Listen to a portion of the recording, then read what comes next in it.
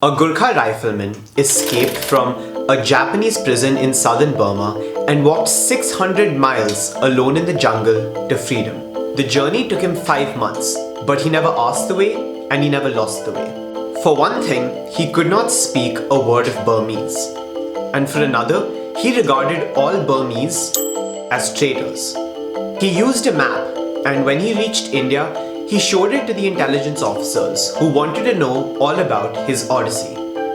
Marked in pencil were all the turns he had taken, all the roads and trail forks he had passed, and all the rivers he had crossed. It had served him well, that map. But the intelligence officers did not find it as helpful. It was a street map of London. That is exactly how I feel about taking a gap year from Stanford. But let's go back a bit.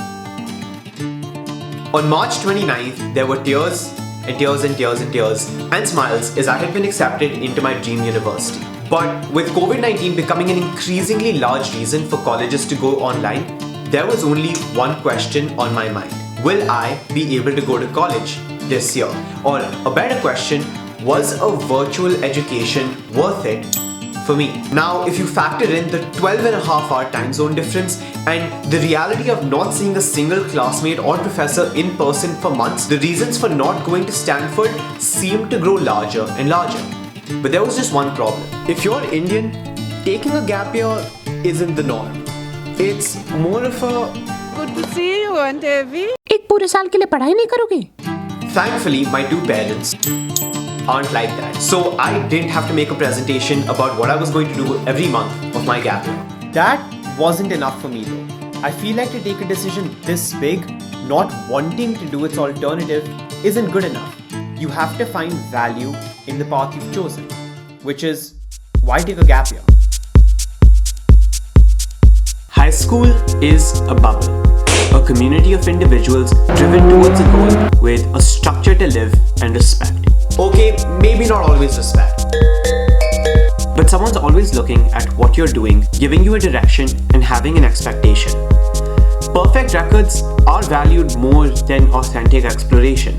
And while all of this creates for an excellent test taker, performer and achiever, it makes for an 18-year-old poorly prepared for life.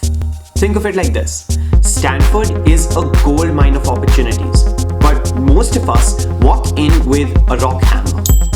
I finally got the joke. It will take a man about 600 years to tunnel under the wall with one of these. You can only make the most out of a place based on what you know about yourself, which isn't much. So ask yourself this: who would you like to be if nobody else was watching? What would you do if someone took all the structure of your day away and left you to do nothing?